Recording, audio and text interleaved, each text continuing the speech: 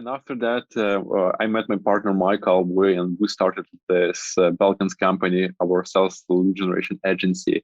We're already almost 200 people, and we Wow. pivoted to Folderly, and we're building a lot more products. But if we're talking about email deliverability and email marketing, the Folderly the first.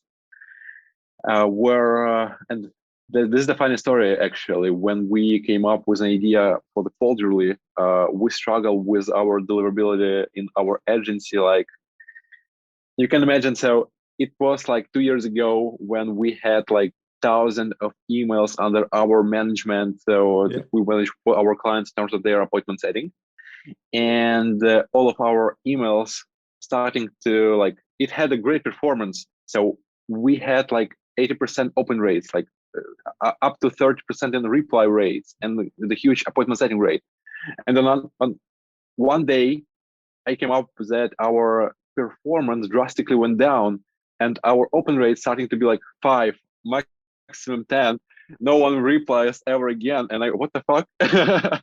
So, and we tried to figure it out how it works and all these like email durability topic, and started to figure out all about DNS, email infrastructure, leads, content, and we collected all those like best practices, started to fix it for our own clients. We're starting to like to be back on track with our results, and we're starting to do this email deliverability thing for our clients in Balkans, and we understand that we need to pivot it to another product and help other marketers and salespeople over the globe, because they really struggles with this email deliverability stuff. Because when Yeah. you like googling why my emails end up in spam, everything you find out that you need to put SPF record, and if you put it, everything like will be fine, and your emails like have the great deliverability and end up in the inbox of your recipients. But If only it were nothing that worked that easy. way. Yeah, Yeah. if you just to put one record and everything goes smooth, it will Man, be we the would have way. no jobs. Yeah, we'd have no Yeah. jobs if it were that easy. That's Yeah, cool. So you right. basically, kind of solved your own problem, scratched your own itch, and now you have a tool or kind of a software solution that's helping other folks be able to hopefully hit the inbox, if not the primary or the promotions folder. Right, right. Cool. And the main idea is to help to avoid those problems and avoid those DNS settings and managing this spam problem. So actually, there is starting to like people come to our webinar. Everyone, hi. Everyone, hello. So Vlad here with the great webinar today. We will talk about email deliverability. So we will start in few more minutes. So let's wait to more people to come. And yeah, just listen our chit talk with Chase right now. Yeah, no, I'm excited for this. What time Yeah, is it for you right now? For me, it's 10 a.m. it's 8 p.m. You can 8 imagine. p.m. So it's already like dark here. But Dang, are you drinking coffee or are you drinking a beer? uh, it's up to you. So it's just water, but no one knows. Oh, okay, okay. Only the few people on right now will know. We'll keep it a secret for everyone else. Yeah, I prefer wine right now, but need to like keep my mind clear. Yeah, yeah, yeah. It might be fun if you had a little bit of wine, maybe halfway through. We'll call our webinar like sitting with wine, talking about email deliverability and solving some stuff, hard stuff. That'd be cool. We just got a jacuzzi at our house, and I really want to. I'm not going to actually do this, but I really want to do like a podcast series of like jacuzzi talks about e-commerce. I don't know if anyone would actually want to watch or listen. I don't blame them for not wanting to, but like, yeah, doing something around wine or this, that, or the other is just fun. Yeah, this is the new format. So keep everyone, we'll keep everyone posted about the new format and new upcoming webinar. So yeah, we'll grab some wine for each attendee. For each one, oh man. Yeah. Okay, so I guess we can start. It's already the prime time. So hi everyone again. Vlad here. I'm the founder and CEO of Balkans and Folderly. Today we will talk about email deliverability and or how we can boost your sales by having your emails delivered. My guest today is Chase Diamond. Chase is currently partnered, structured top e-commerce marketing agency where he runs email since June 18 18s, they help clients send over 1 billion emails that resulting in over 75 million in email attributable revenue. So this is kind of huge. Hey Chase, say like hi to everyone. Hey, thanks for having me. And thank you guys for all attending. I'm excited to have some fun and talk about all things email. Sounds good. So let's start, and give me a moment. I will share my deck and we will start to go like this exciting stuff with email deliverability. So yeah, as I mentioned before, me and Chase, we will go over the email deliverability topic. We will discuss in live how what you can do in terms of your email deliverability, how you can fix your spam problems, what you need to take care of and watch out of in terms of deliverability, so your emails won't land to spam.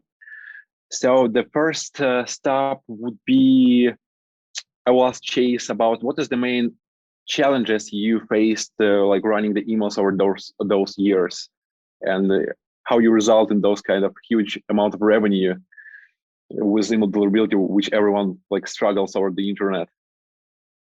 Yeah, I could start then, I guess. When we look at a potential client or even talk to folks that are doing email, outside of deliverability, we can talk about that in a second. There's typically three main problems that these people face.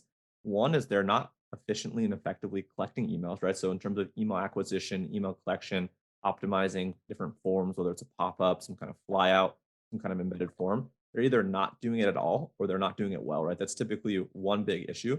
So we kind of come in and help them optimize the behavior, the offers, right?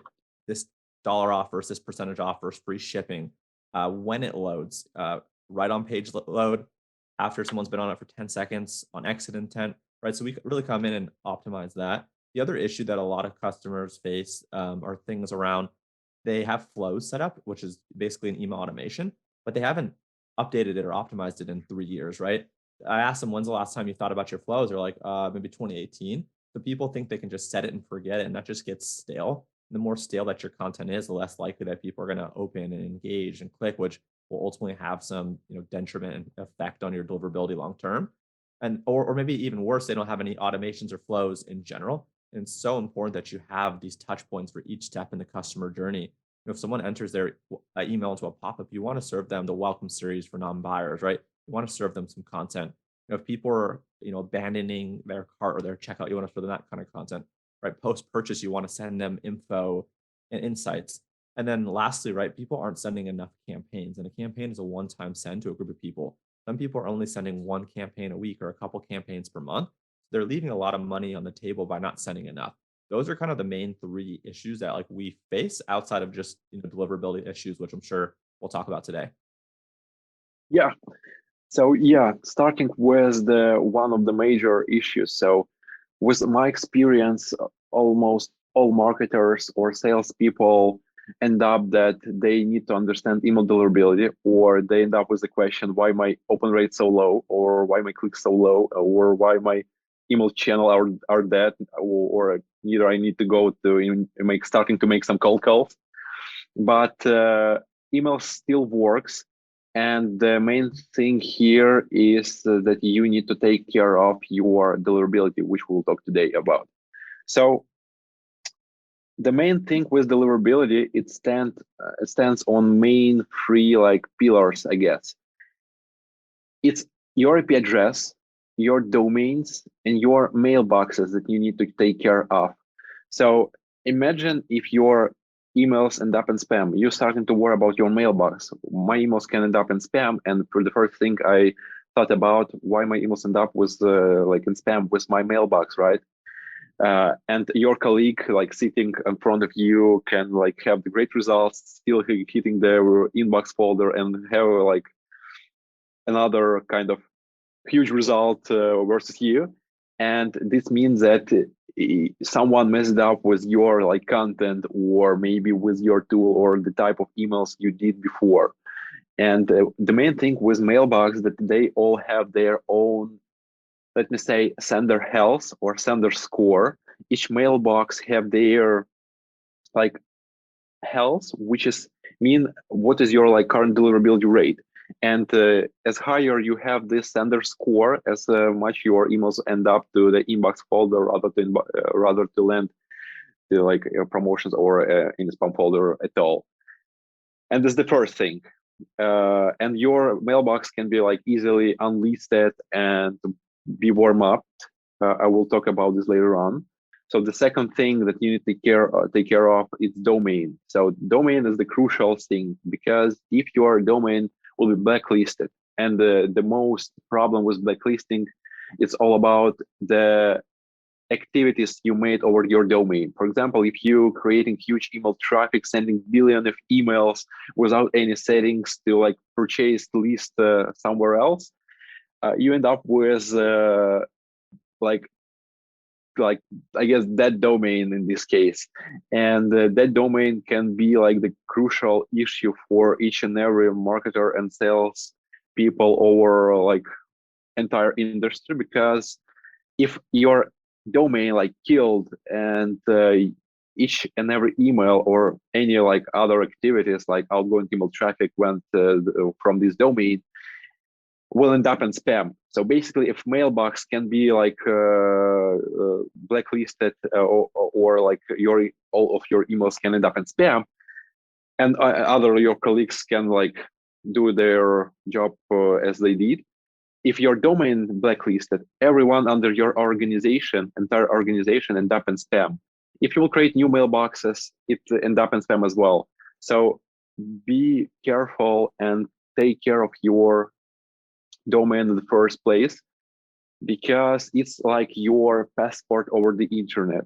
So you need to have the great reputation with all of those ESPs like Gmail, G Suite, Microsoft 365, AWS, and others. And it will help you on the long term to build sustainable email marketing, and it will work as a channel, like acquisition channel for all of your activities, and you can acquire revenue or schedule meetings or drive more leads, or I don't know. So you will see, if you will starting to take care of your domain and mailboxes, you will increase your email performance on the higher level.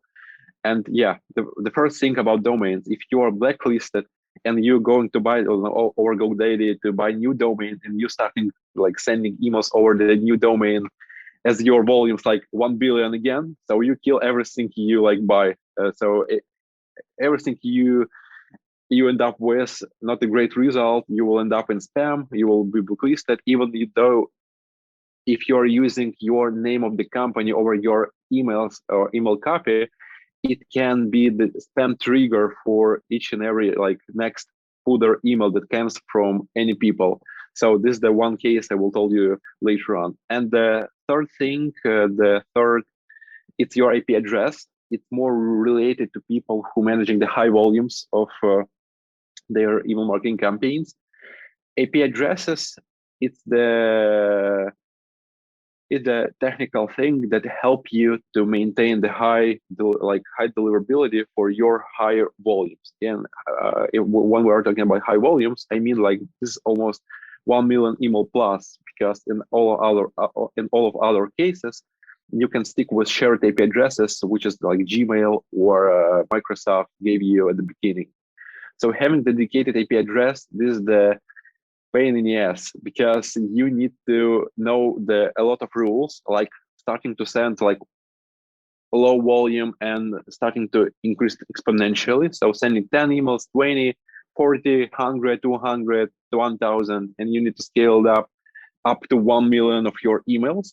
This is the main thing here. And if you're the person who owns the dedicated IP address, you need to monitor your IPs, their blacklist on a daily basis, because you never like you have no guarantees for your recipient that they would be in a bad mood when they receive your emails and they just click report it as spam or like unwanted email or unsubscribe, or they will unsubscribe from you. So you just need to keep in mind that all of those three entities. And at the end, if you will like take care of your IP addresses, domains, mailboxes, you will like have great deliverability. And the main thing here, after you like know the information about IP addresses, domains, and mailboxes, there is the tricky thing that how you can come up with the question how we can sustain this deliverability, how we can sustain this health, and the answer is you need to take care of a few more things on top of the main three pillars I mentioned before. So the first thing, this is your email infrastructure, your DNS settings, this stuff you're googling over the internet. So email infrastructure is crucial because it helps your recipients to analyze how your domain, how you as a sender identified about is it legit to receive emails from you, or is it is it your trusted sender or no? So those things like infrastructure and DNS is the, as I mentioned before, is if your domain is your passport, those DNS things like SPF, the mark, the KM that you heard over the internet, it's like your visas that you need to obtain before any emails would be sent to your recipients. And this is the main thing in terms of technical setup. If we're talking about email infrastructure, it's not only DNS you should take care of, it's tools that you're using. It's pattern of emails, how you send them. So you need to stick them more humanized as possible, because all of those like G Suites, Microsoft, they hate when we're like sending automated emails and they marked us like mark our emails as a promotion, or mark our emails like any other stuff like updates or something. And choosing the right tool, choosing the right pattern of your email sending, staying like personal as you can be, and take caring of your DNS records. It's the one of the first thing that like in nowadays marketers should take care of. If they don't, they end up in spam, even with the new domains, new mailboxes, whatever tools they use, they end up with a spam after the few sendouts. This is the tricky thing here. The second thing, it's like email copy or email content you're using. You need to stay like, avoid those spam words that can be like only word that you can use on your site. But you need to understand that a lot of other people over the internet sending emails alongside with you, and a lot of people maybe use the same wording even as you, and you need to always like adapt to those like rules of this game, because game changing like almost each month, and you need to like fix and rewrite or make your like content simpler. By simpler I mean use like different CTAs, like call to actions. Try to avoid links. Try to do not sending any attachments in the first email. Make your emails not that heavy as it can be if you're sending HTML letters. And there is like a lot of different stuff with the content that you need to take care of as well. Like my personal opinion on this, so I would suggest to everyone to use plain text, but a lot of e-commerce folks here would not agree with me, because when you're sending HTML letters, it's like the abandoned carts or any other like transactional email that can appear. You cannot use like just plain text. And it's true. And the thing here is that you need just to follow the best practices. You need to be clear in your emails, use the right wording, avoid the spam words, and reduce the weight of your email so it end up not in spam or promotion folder, or either to like end up in inbox folder. Yeah. Yeah, Vlad, can I jump in a little bit? Yeah, sure. So most of my expertise over the past like 3 or 4 years has been on the e-commerce side, so we can talk about that. But prior to that, I was sending pretty high volume cold outbound emails. So on the kind of cold email side, like 100% of the time we were doing plain text, right? And actually having like the text being live. So that was like I think the name of the game for like B2B and cold email. On the e-commerce side, right? Like we really go back and forth between plain text and e-commerce. And I think people in my industry in e-commerce are on one side of the fence or the other. Very few people are kind of in between. I think you always have to test to see, depending on your audience, right? If your audience is a little bit older, like our parents and our grandparents, I think they really like plain text, right? And making sure that the text is big and it's easy to read across all devices is super important. Where we kind of talk about some of like the younger demos, people that are, I don't know, 18 to 35, right? Playing around with some graphics and GIFs and those types of things are super important, just to see how they kind of are received. We always make sure we use this app called Squish.app. I think it actually potentially might be from Google. And it basically takes our photos and our files and it compresses them so that way they're super lightweight. You don't want these really heavy images that are going to have, really slow load times and be super obvious that they're images and, you're going to land in the promotions at best. So I think within e-commerce, there's a time and a place to test these. Like, for example, say someone purchases an email from your company, a plain text email from the founder saying thank you and giving people some important order details, I think is super important. Even during like heavy times like Black Friday and Cyber Monday that are coming up, sending plain text emails are super important to kind of mix up what's happening. All the e-commerce brands are going to go very heavy on design. So if you can go, and back and forth between HTML and plain text, you'll hopefully be able to stand out. So those are kind of just some of my thoughts in terms of like the B2B cold email side. I think 10 out of 10 times you should go plain text. On the e-commerce side, I think you have to test both, and different places lend themselves to different types of emails. Right. So this is the main thing with email marketing. You always need to differentiate your type of email marketing. So rather you send warm emails to your subscribers, it's like promotions or etc. Or you're like in the cold email outreach where you need to stick to harder rules because you are playing with the cold leads, or you're playing with the Google limits, and you're playing with other tools. So yeah, totally agree with you, Chase. And yeah, I will continue with the third thing that you need to take care of. It's leads. So when we're talking about leads, prospects, or like database you work with, it's always the people in the first case when we're talking about like warm email marketing or like inbound email marketing. We're talking about your subscribers, your customers of your products, your like warm audience, and they always expect, like, let me say, expect emails from you because they are using your services, they buying your products, etc. And you need to understand that emails, you need to take care of those database over the months when you're starting to collect them, because all data can like uh, starting to be old. People can move to other companies. You can like during the another campaign, you can end up with high bounce rate. This is the thing where all of your emails on your like database bounce back, and you're receiving those kind of errors that this email never exists, or this email like deleted, or email is trunked or something. So this is the thing that you need to use some tools, or from my experience, we're using tools like Zero Bounce. It helps people to like clean up the base, work with your current database, and in order to get the fresh insights whenever it's like mailbox deleted or abandoned, or clients started to work in another company.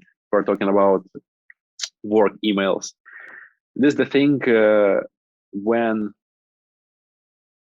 this database, like when you're using in your email marketing campaigns, we're using this kind of bad database, and it end up with huge bounce rate. You harm your deliverability, and you harm your mailboxes, you harm your domains, and you giving those signals to all those ESPs that you are sending emails to people who never exist, which means you like starting to put those emails manually or so, and you're getting more and more bounces. And some tools like MailChimp, for example, if they like, I guess they have 3 warnings. If you are getting a lot of bounces on subscribers, or your people reporting you as a spam, your emails, uh, when you're like receiving those 3 times, they permanently block you because they don't want to mess up with their deliverability over the MailChimp. So yeah, and this is the thing. If you can like clean up your database, you just go straight forward and do it. Use different tools over the internet. I suggest to use like tools like Zero Bounce. You just upload your database there, and after a while you receive the insights on over your leads, and you receive it in those codes like it's valid lead, or this email accept all emails. It's called accept all, and you starting to segment your leads, and you will understand who like which email like invalid, which is email like valid, and you like starting to segment your leads. And starting from even this step, you're starting to get higher deliverability because you're starting to work with valid mailboxes. And Yeah, to oh, oh yeah, sorry. go ahead, Chase. I Yeah, said, yeah, to add, like, when I was doing like the cold email stuff, we would never email a lead unless we ran it through one of these verification kind of cleansing tools. We've used like Never Bounce, Zero Bounce. There was one called like Bulk Email Checker, and we would only mail the people that had the status of passed. The other status was unknown and failed. We would never play with like the unknown or failed just because we were overly protective. That was like on the cold email side. On the e-commerce side, we truthfully don't do as much of this just because people are actually opting in. But what we do is we're pretty aggressive to suppress or delete people that haven't engaged. So typically we'll do like a sunset unengaged, which is a fancy way of saying a breakup series. It's an automated email that we send to people after they've received, let's say, 10 emails and they haven't opened or clicked or purchased. We'll send them like one or two last chance emails. And if they don't open or click, we'll then go and suppress those people. So that way, A, we aren't paying more money for them on Klaviyo or MailChimp or whatever else.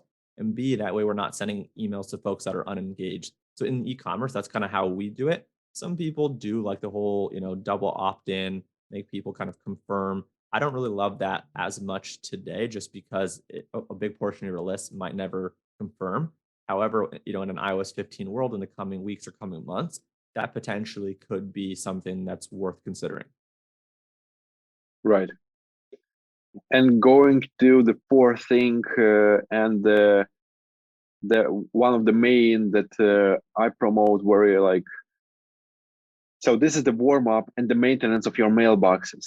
So some of you maybe like some of you maybe like starting to do this marketing campaigns. I mentioned this before to Chase, and you like starting to getting the high results. So you're getting the high open rate, high click rate, high replay rates, and someday it just like decreases drastically, and you starting to getting the bad responses or never get the responses at all. Your open rate, it's the best case scenario when you're getting up to 10%, or yeah. And this is the thing that your emails or domain starting to be like blacklisted or went to spam. And we find out the way how to proceed with this. But before I jump straight to it, Chase, I have a question for you here.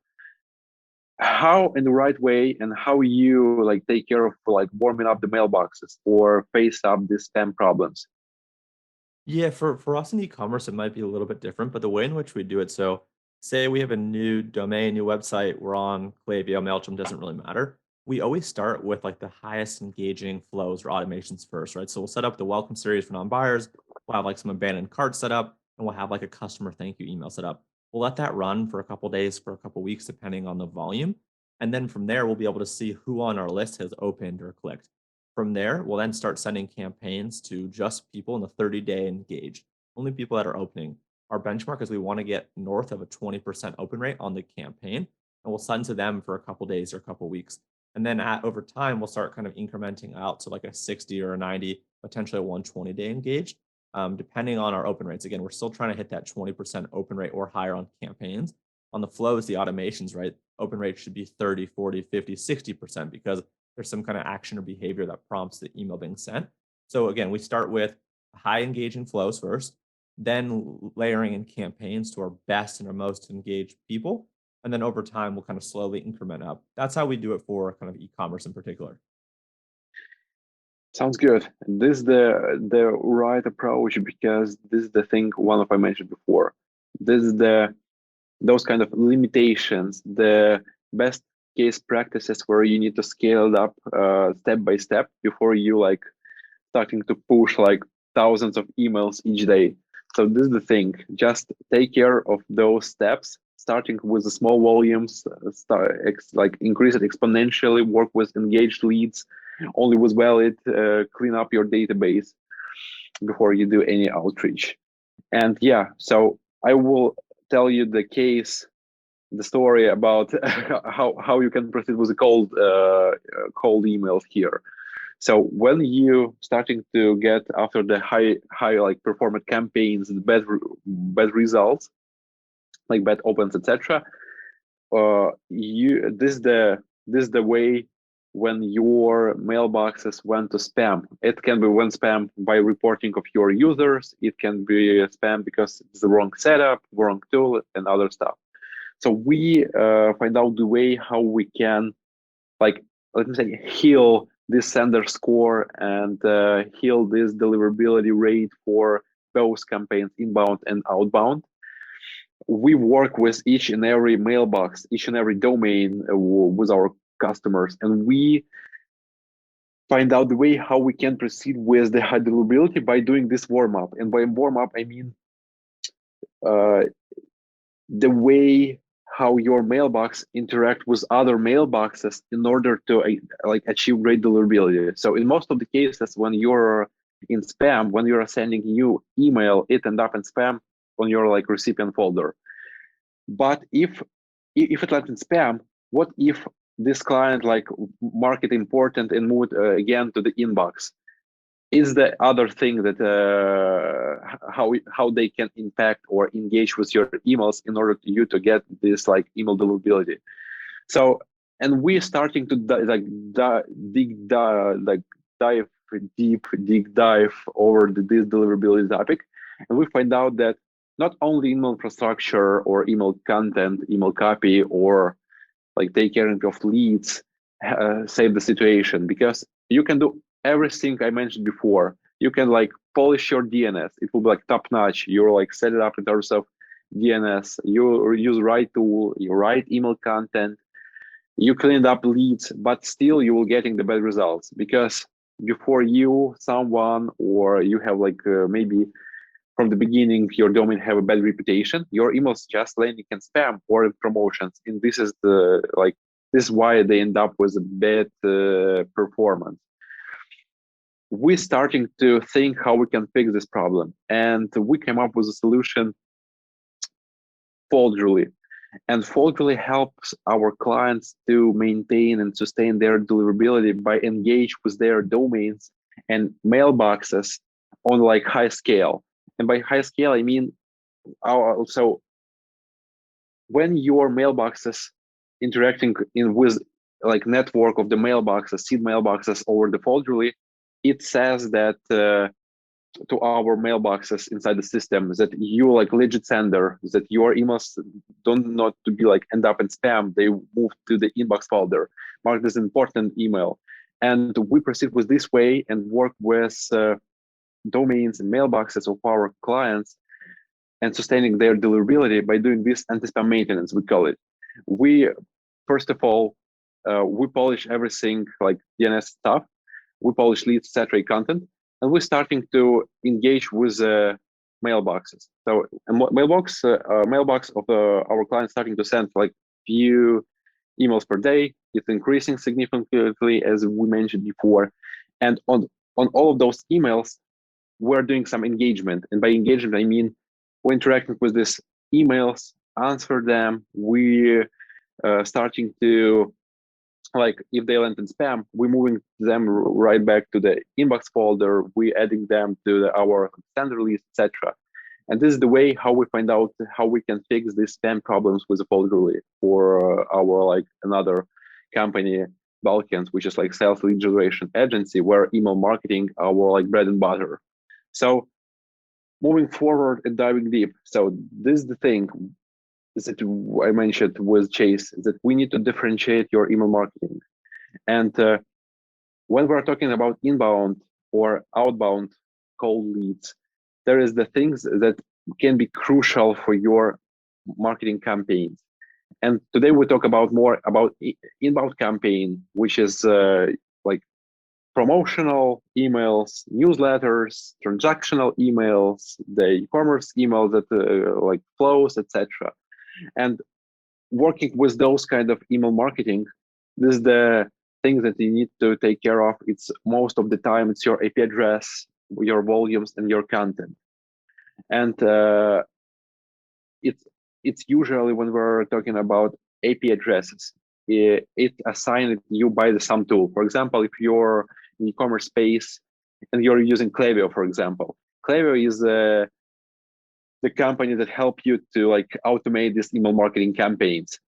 And they on the back end, they're using SendGrid AP addresses, and some of clients of SendGrid know that they can use it for cold email marketing campaign. But Klaviyo proceed with another kind of solution for their clients. They take care of those AP addresses, which just means for you, they assigned when you're becoming a client of Klaviyo, they assigned for you the AP address that you need to work with and send emails from, and they sustain your deliverability, but you don't need to mess it up with like tons of emails sent on the first day. You need to rise it exponentially, because even though if they assign you those IP addresses, like for example MailChimp did, they always take care of their reputation as well, and they monitor your like bounce rate, for example, your content, what they route through their like those SMTP integration with their IP addresses. And you need to understand that even if you're using someone's IP address, it's never the success case scenario where your emails end up in inbox, because all of those tools over the internet promote that start use tool and you end up with great deliverability, but it's not, because there is a lot of different things that you need to take care of, like the content and the other things we mentioned before with Chase. And the crucial things for the inbound marketing, for this promotional transactional emails, the volumes. So regarding the volumes, you just don't want to send like million of emails, because it always be like 1% open rate or less. Start from low, increase it exponentially. Content. With the content we proceed with like simplifying your, if we're talking about, for example, e-commerce emails, we're simplifying your wording, avoiding spam words, and work with your CTAs. This is how you proceed with those kind of inbound marketing campaigns, because most of the problems from my experience is that companies who involve with this type of marketing, they struggle with AP addresses. It can be blacklisted. It can be like not ready to high volumes, and you're starting to like doing this. And there's always something with the content, because everyone's sending a lot of emails, they forgot about content. And even the links to your website can be spam trigger, or your phone in your signature. So there is a lot of things that we should understand how those filter works. So moving forward. So yeah, as I mentioned, so what is the inbound emails? So, or warm-up emails, or warm emails, or any other like names for it. So when I talking about inbound marketing, we're talking about promotional emails. Promotional, it's newsletter, giveaways, event announcements, webinar announcement, marketing materials, etc. And we're talking about transactional and triggered emails. It's like welcome emails, reset password, invoice, abandoned cart, and any other email. So those emails went in almost all of the cases through the IP address of tool that you're using. For someone, it can be Madril, for someone, Mailgun, for someone, Klaviyo, and others. The great advice for everyone for using inbound marketing campaigns, we're find out that it's better to use subdomains for your marketing activities. So you work with your domain for your primary like business communication, working with your valuable clients that you like have day-to-day conversation, and you have this kind of part of the base that need to be engaged with. So you're sending a lot of emails, sequences to them in order to like convert them to your active clients, subscribers, whatever. And we find out that the thing that you better to proceed with subdomains. Subdomains, it's like the thing before your domain. For example, it would be like if we're talking about folderly.com, or it would be emails.folderly.com. And from those subdomain, we're sending emails. And the thing here is, if you are already polish your DNS records, you need to prepare the DNS records for your subdomain. And each and every subdomain have their own, I can say reputation because it related to main domain, domain root domain, but it have those authentication points where your emails should be authenticated. If they're using your subdomain, it should be comes from somewhere that legit and write down under your domain like story in the DNS settings. Okay, so here is, yeah. So let's talk about the thing when you're like send your emails. It's the second main thing here. It's email placement. And when we're talking about email placement, we're basically talking about 4 statuses of your emails. We're talking about being inboxed, which means your clients will read your email because they will see it in top of their inboxes. End up in spam, end up in promotions, and missing. So spam, there is no word for this. It's just a junk folder where some emails end up because someone can like be in a bad mood, put your emails in spam, or you can like messed up with DNS or tools or leads, end up in spam as well. So this is the main thing where no one sees your emails, only like few people read those like spam folders in their mailboxes because there's always 100 tons of emails there. And promotions, this is the folder in most of the cases. If your inbox end up in promotions, it's in most of the cases it's problem of your content, the content that you are using. Because if you are staying the human as possible, if you are using the, like for example, for your email, not like info@something.com, you're using like vlad@company.com, you personalize your emails, you're sending from real person, you follow those kind of rules about the content, you're doing your content engageable. So when you're sending emails, let your recipients engage with your email. So there should be anything, reply to this email or click on it or anything. So you need to make them engage with your email. In other ways, you will end up in promotion folder, because there is a lot of emails end up in promotion folder because they are sending newsletters, they are sending even though if they're sending legit emails after this, they end up in the promotion folder because they have already history that they end up in promotions. And in most cases, if you ask me how we can fix this and end up to the inbox, because if it lands to the inbox, you have greater deliverability, greater open rates, at least. You need to starting to work on your content, because system, for example, like Google Workspace or Google et al., they analyze your emails like from scratch. They basically analyze everything: IP addresses, domains, mailboxes, who are sending from, your other folks under your domain, your colleagues, history of sendings, everything. They analyze this over entire entities you have, and even content, each word in your emails being analyzed by those system.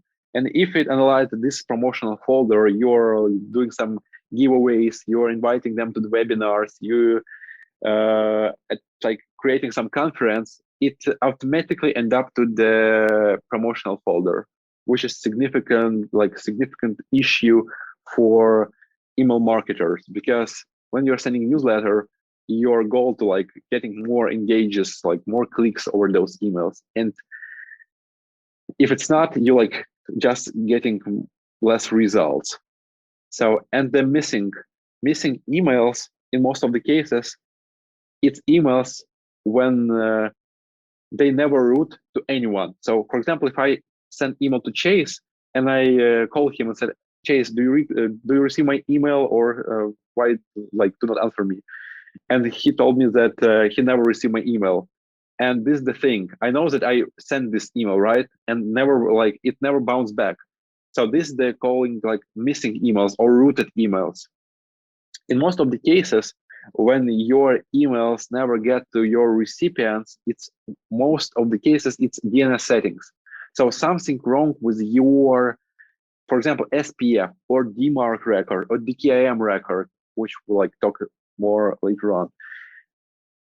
Just how you can fix it and how you like get information about that. Just send emails to your like personal mailbox from the work mailbox, and you will see if it end up in any folder or it ever route to your like mailbox. So yeah, this is the main 4 folders we like almost facing problems with.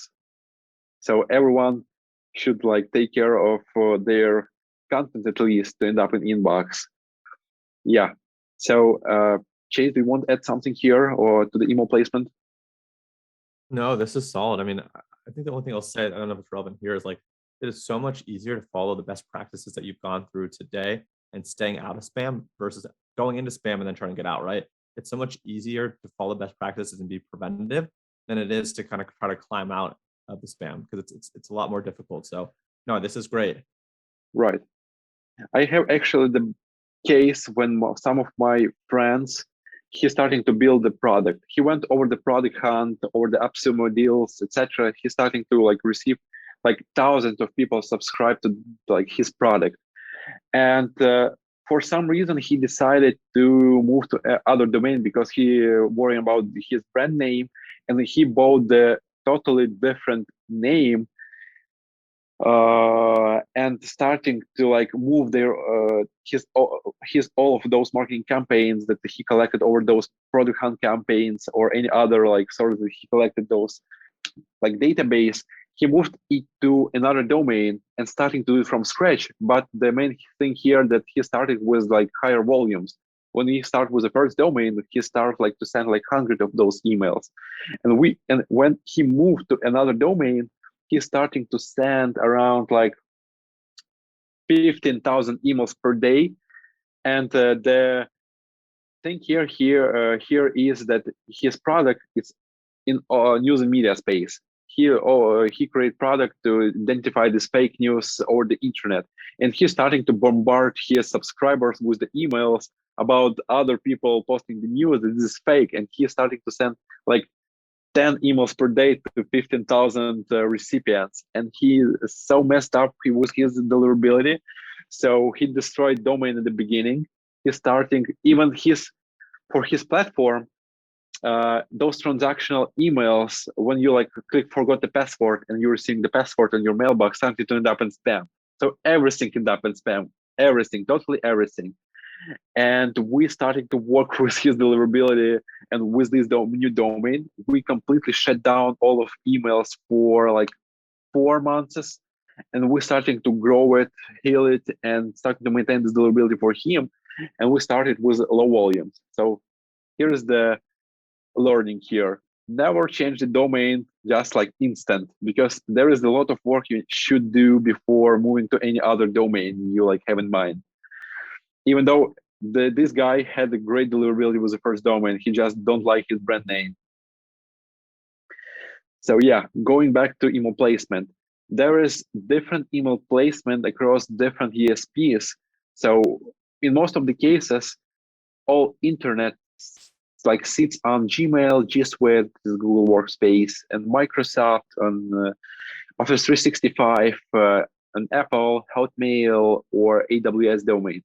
So this is the most like popular mailbox providers over the internet, where most of your like database, your audience sits in, and each of those ESPs have their own rules how to proceed with like receiving emails or sending emails. If we're talking about, for example, Gmail or G Suite, for freshly created accounts, you can only send up to 500 emails per day, which is I not heavily recommend. I recommend you stay at like 50, 100, at least like maximum 200 emails per day, and having other like warm-up process on the side, because each of those warm-up emails you are sending, like for example, for your personal mailbox, counts as the emails.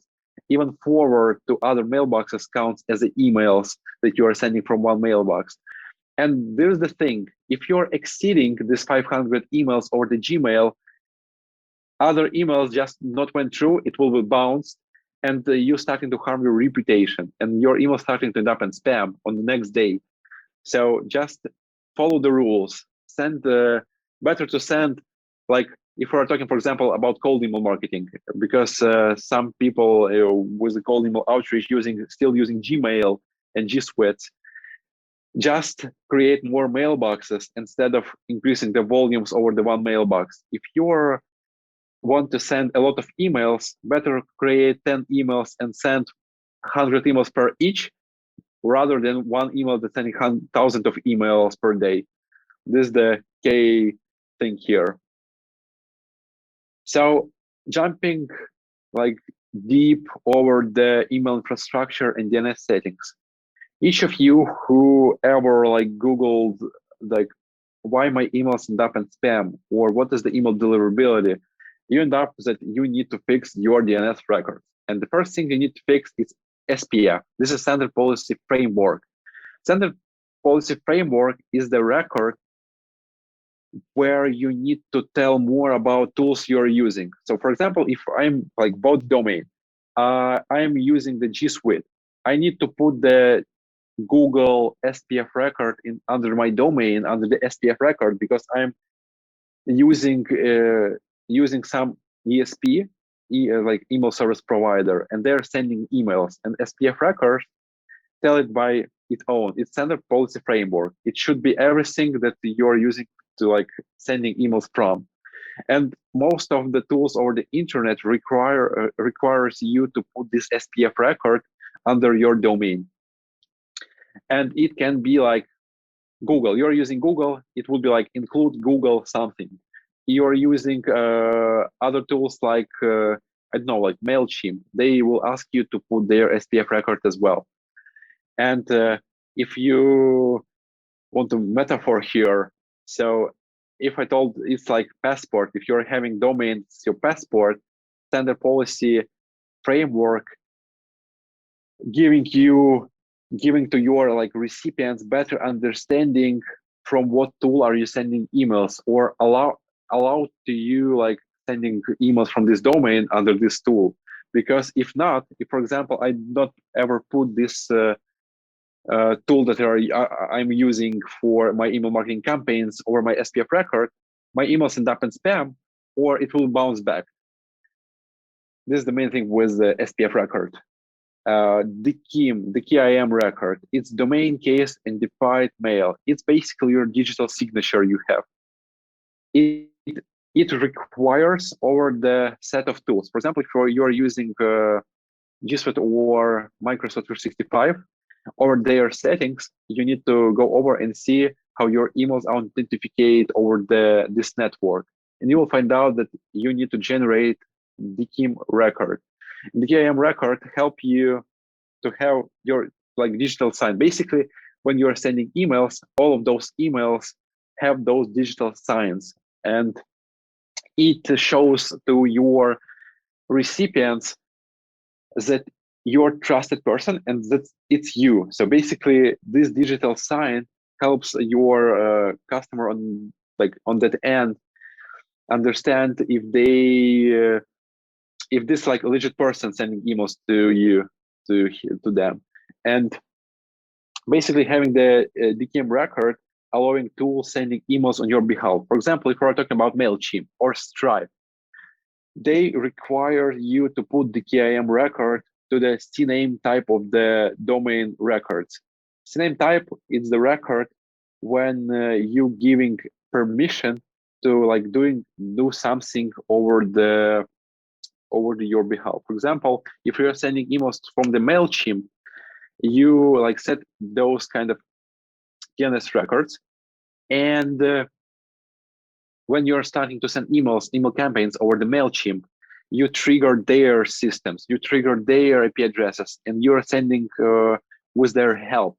This is the thing with Stripe, for example. If you're a user with Stripe always sending those invoice emails to your clients, and those emails You never send them. You just put that in the systems that you need to generate invoice for these clients for this amount of money, and they send starting from like you pressing the button, they send those emails to your clients, but they sending it from themselves, and they are using your domain under their email. So they will see that the email you put, for example, like invoices at something, invoices at like company.com or something.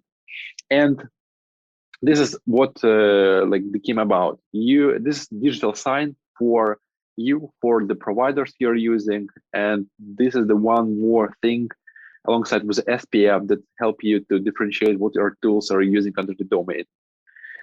And jumping to DMARC, DMARC record is domain-based message authentication. So if I told you that before we talked about the main DNS records, DMARC all about the authentication of those email, of those SPF and DKIM's records. So for example, there is 3 main policies with DMARC.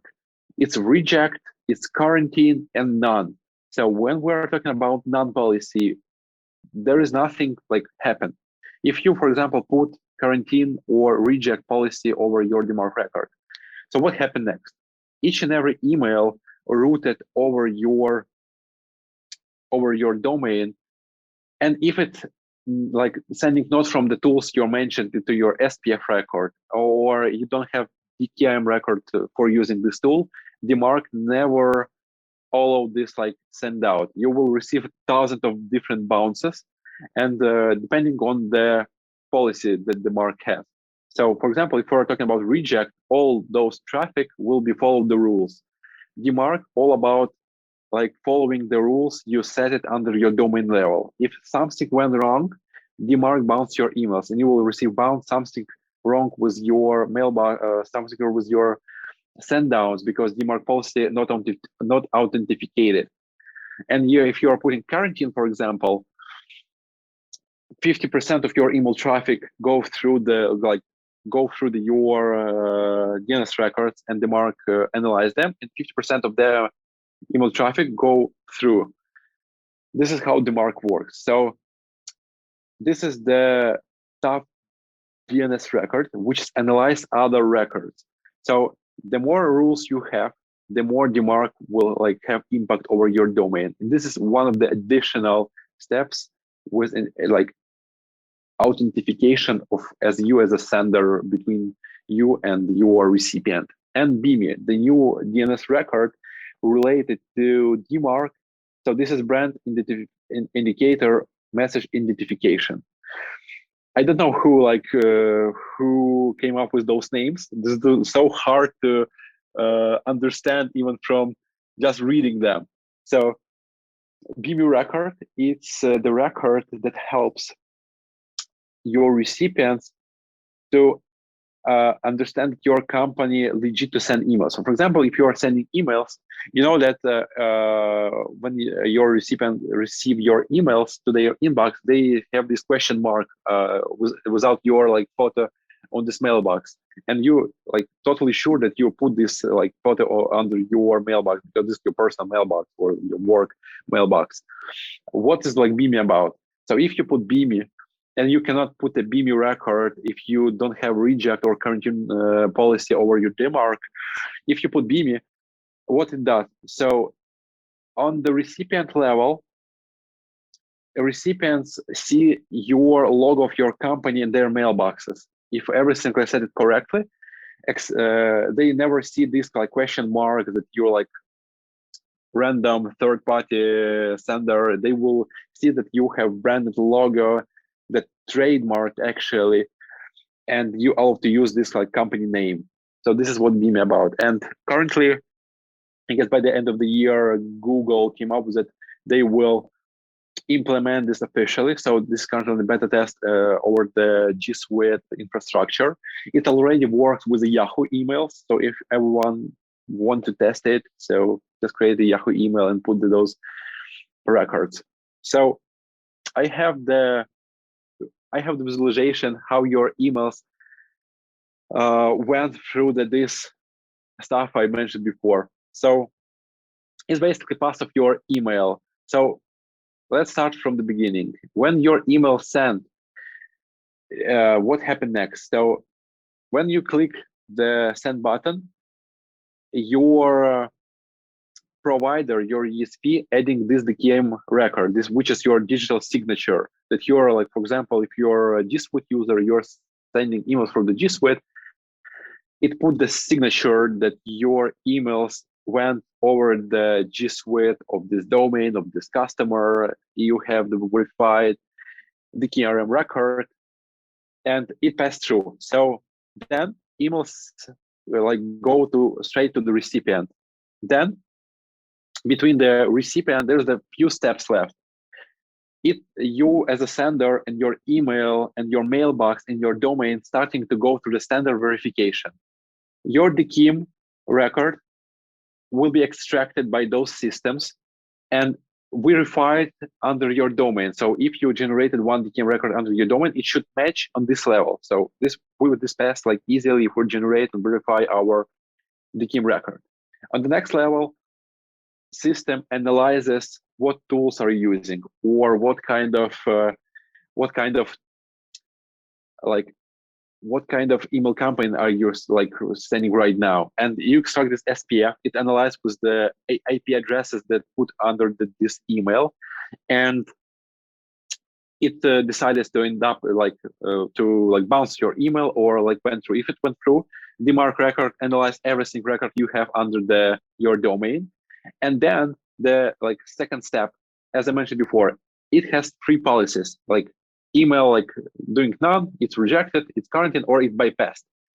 And if it bypassed, if your emails go over those DNS records, it starting this content verification. This is the crucial thing that we mentioned before with Chase, that you need to take care of your content, because if you pass all those tests, it's not the guarantees that you'll end up in the inbox, because there's always content.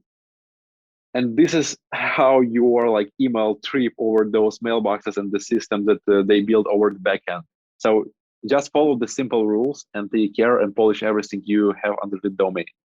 So how to stop a BIMI? This is the common question over my clients. So you need to prepare your logo and SVG format.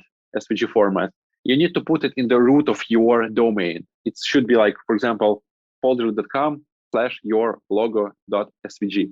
You need to create DNS record, which is lead to this kind of root where your logo stays.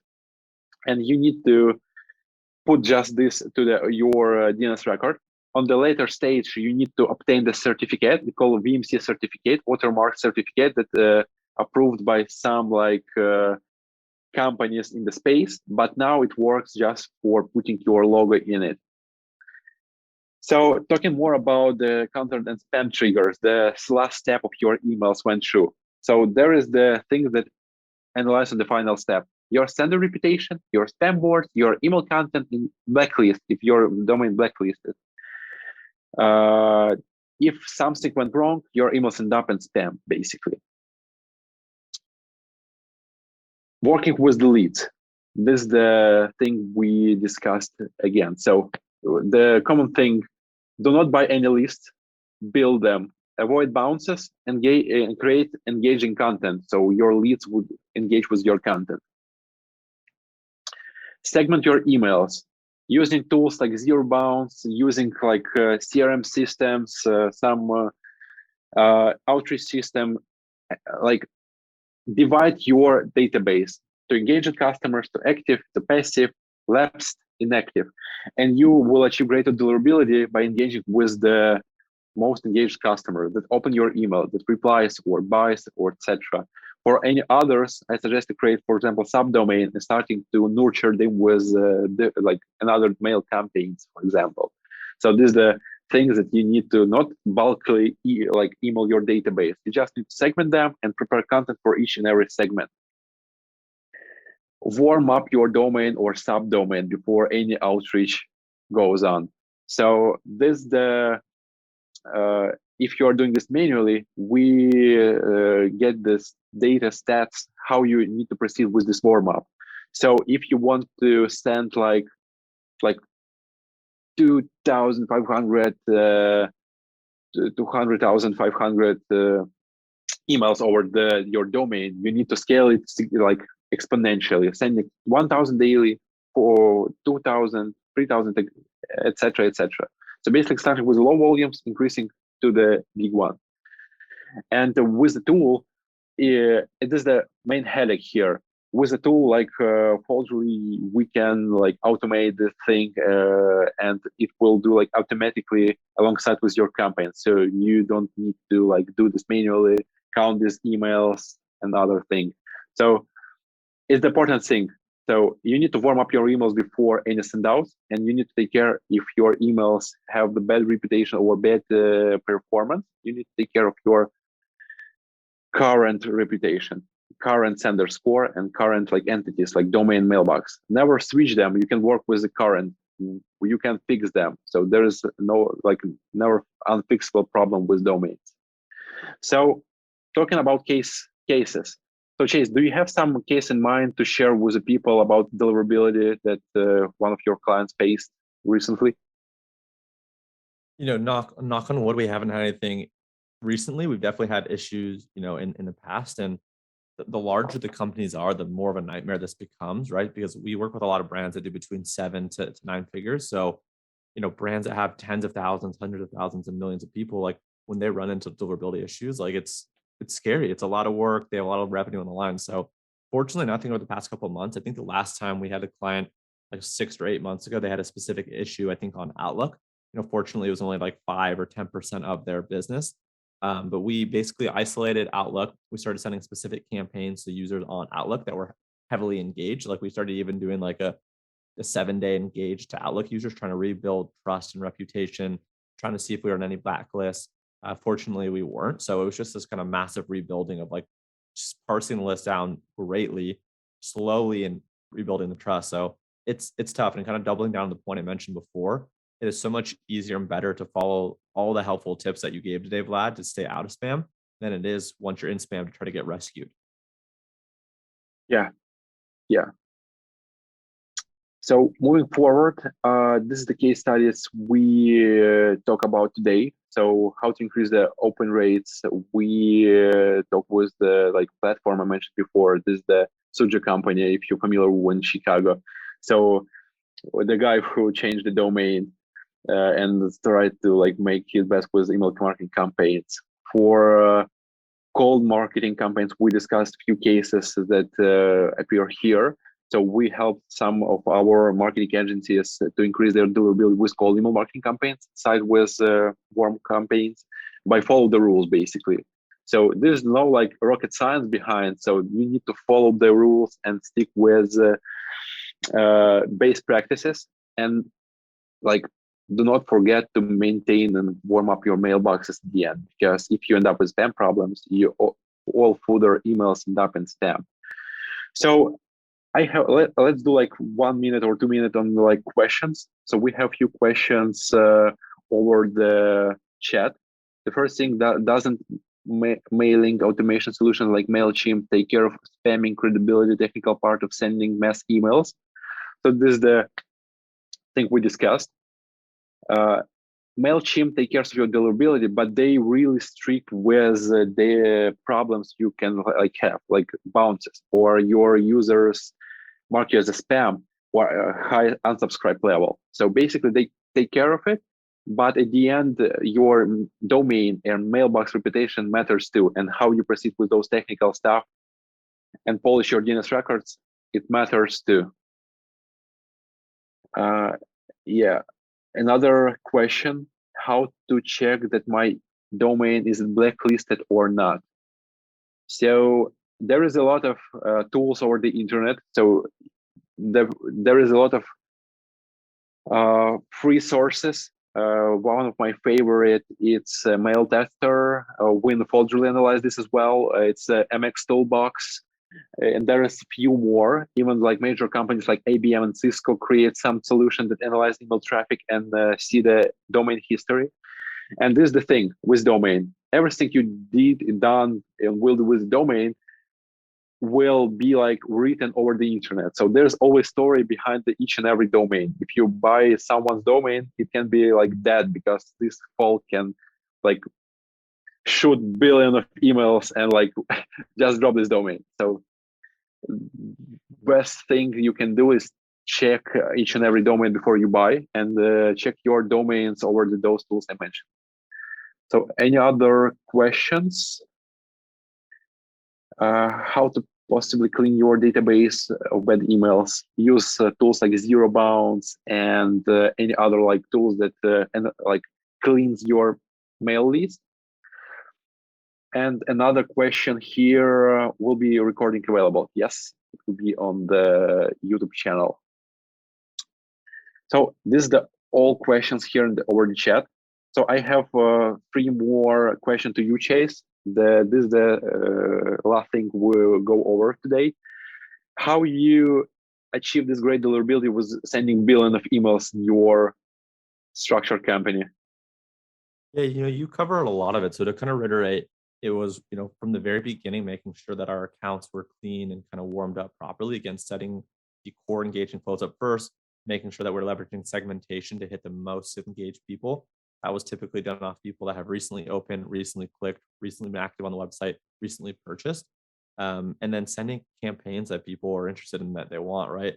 Really going back and forth between like social proof, education, sales, promotions, new product launches, not just hammering sales down people's throats, right? Really being interesting and engaging. And every time someone opens it, really delivering an experience so that they start to feel familiar and that kind of warm and fuzzy towards your brand. I think that's kind of the most simple answer. Then leveraging things like when we first send an email, we'll send it to like a seed list. So we'll send it to a seed list. We'll see kind of how it responds. Is it, primary? Is it promotions? Is it spam? And then we'll change things if necessary. So that's the first question. Okay, thanks, Chase. So second, what is the best acquisition channel except emails that our customers can use? Yeah, like with e-commerce, I think there's 3 things that brands have to nail. One is you need some traffic, right? You need some top of funnel traffic source, whether that's paid social, things like Facebook and Instagram, paid search, right? Like Google AdWords, maybe it's SEO, maybe it's influencers, maybe it's affiliate. You need some kind of traffic, right? Then 2 is you need to collect that traffic and turn that into an email and or phone number, right? So obviously you said not email. So in addition to email, SMS is growing in popularity. SMS is a channel that more brands are moving to, especially over the past year and a half. And then lastly, right, you need CRO, which stands for conversion rate optimization. You need to be able to increase the likelihood of someone purchasing. You need to be able to increase the likelihood of someone giving you their email or their phone number. So if you can nail traffic, you can nail email/SMS, and you can nail the ability to make your website better and better and optimized. Those are the 3 channels I think that are going to lead to a lot of results. Sounds good. And the last question here, what would you suggest to young marketers or the people who are starting email marketing campaigns today or tomorrow? I mean, I think right now is a really good time to be a freelancer and agency. So, we run a big agency going into Q4. We're about to close our gates on taking on new clients. So, for the next 2 or 3 months, we're not going to be taking on any new email clients. And a lot of other medium and big agencies also do that same type of thing.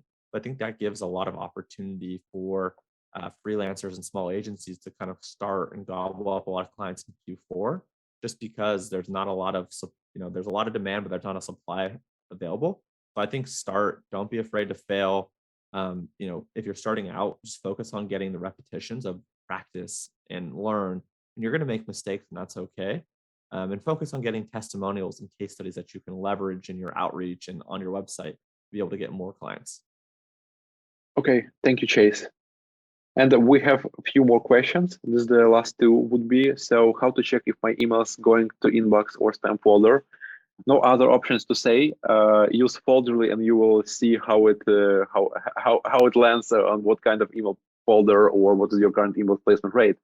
But no kidding, there is a few more tools in the place. So the first thing and the best practices for my end, try to send emails to your personal mailboxes or mailboxes of your friends and see where it ends up.